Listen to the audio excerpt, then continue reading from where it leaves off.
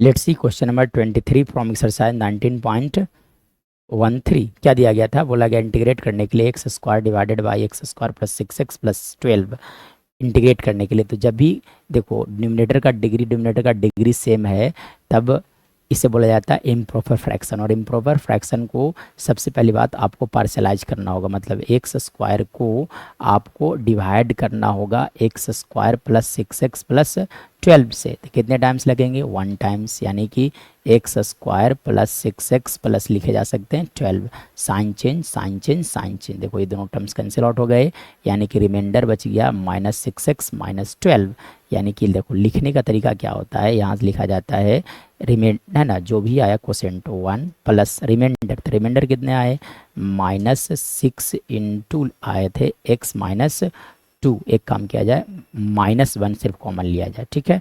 चलो अब क्या करो, -1 कॉमन ले लो यहाँ से। तो -1 जब कॉमन लोगे तो लिखे जा सकते हैं 6x+12 divided by x square plus 6x+12 लिखे जा सकते हैं।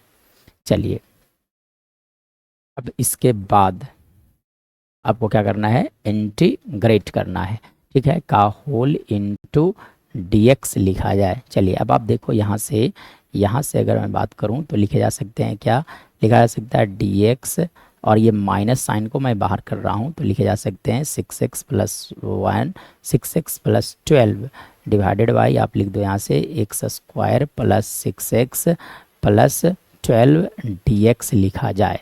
चलिए अब देखिएगा, अब इसे क्या करना होगा, आपको एनी हाउ इंटीग्रेट करना है। चलिए तब अब देखो, तो यहाँ से अगर मैं बात करूँ तो देखो न्यूमिनेटर का जो डिग्री है वो कितने हैं? 2 है, और डिनोमिनेटर का डिग्री कितना है? 1 है, यानी कि 1 डिग्री कम है। तो आप एक काम करो कि फैक्टराइज करके डिफरेंशिएट करके देख लो इसे। तो डिफरेंशिएट जब करोगे विद रिस्पेक्ट टू एक्स, तो यहाँ से इसका डिफरेंशिएशन क्या आएगा? डिफरेंशिएशन लिखे जा सकते हैं 2x+6 लिखे जा सकते हैं, ठीक है।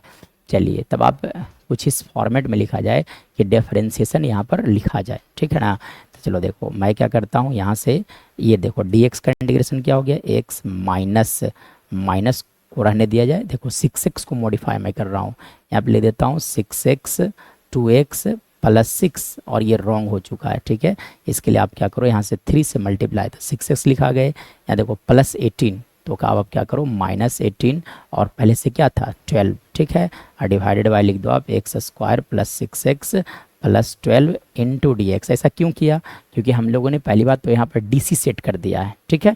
चलिए अब यहाँ से आप क्या करो, दो पार्ट में इंटीग्रेशन को स्प्लिट कर दो, मतलब माइनस साइन को रहने दिया जाए अभी। अब आप लिख सकते हैं यहाँ से 3 कांस्टेंट है, बाहर किया जाए तो 3x 2x+6 divided by x square plus 6x+12 dx। चलिए पहला पार्ट हो गया।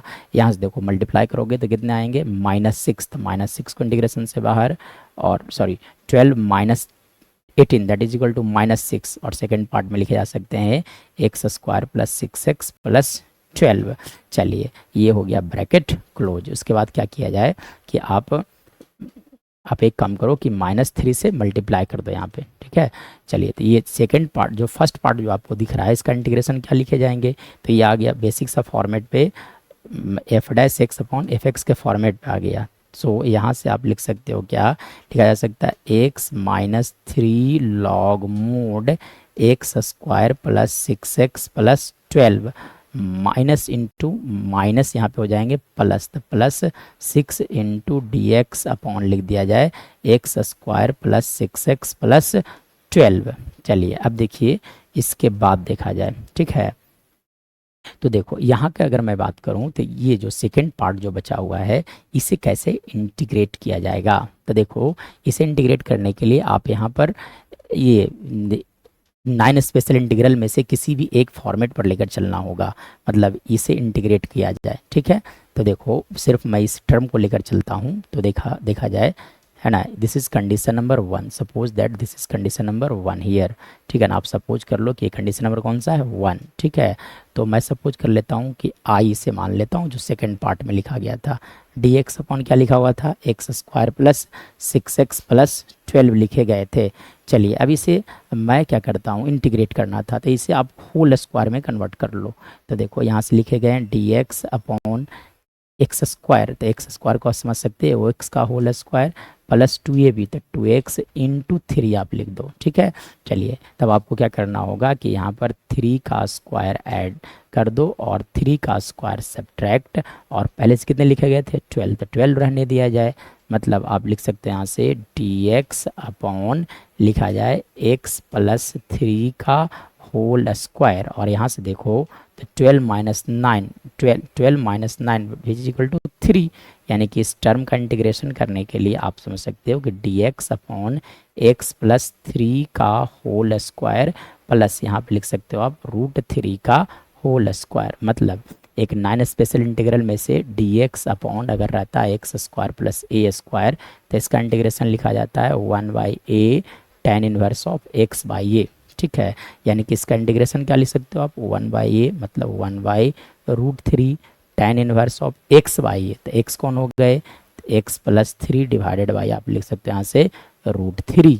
मतलब यहाँ से अगर मैं फर्दर बात करूँ तो हमारा आंसर जो होगा वो एक्चुअली में क्या लिखा जा सकता है। तो देखिए, तो हम लोगों ने इतना पार्ट जो है वो कर चुका था, इसलिए आप लिख सकते हैं यहाँ से x minus 3 log mode x square plus 6x plus 12 plus 6। अब देखो इसका ये जो पार्ट जो है इसका इंटीग्रेशन क्या आया 1/√3, 1/2a एक्चुअली, सॉरी हाँ सही है 1/a, तो यानी कि आप लिख दो यहाँ से tan इनवर्स ऑफ x, तो x कितने थे आपका x plus 3/√3 plus c, this is our right answer.